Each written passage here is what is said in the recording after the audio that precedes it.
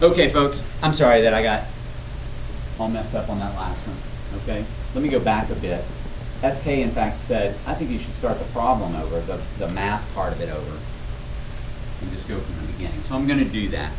Remember, what I want to do is, I want to get S by itself, okay? So I'm going to divide both sides. In fact, okay. Now, that'll put that little dark star up there. I'm going to divide both sides by 0.7854 d squared, because I want that to cancel out too, and I want n to cancel out. I'm trying to cancel out everything that's around the s. Does that make sense? Okay, but I have to do it on both sides, so I'm dividing this by 0.7854 d squared n.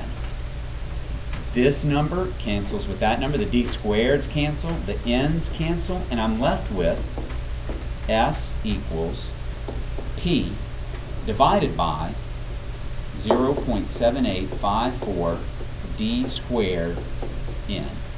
Okay, now that was an easy one. But I wanted to go through it just to show you what we mean when we say solve for this letter. That just means do all of the algebra that we know how to do to get that letter by itself.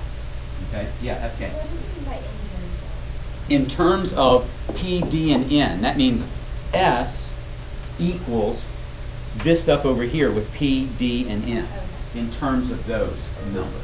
Because we may not know what S equals. So we want to change the formula around so that we say S equals and we plug in all that other stuff.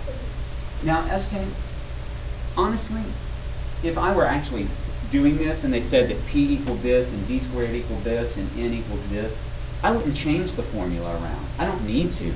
I can have a number over here and this variable by itself right there that I don't know and still solve for it, right? But it's good for us to be able to see how we can manipulate the formula, how we can flip it around and change it so that it looks like the way we want it to look, okay? All right, good job. Let's look at the next one.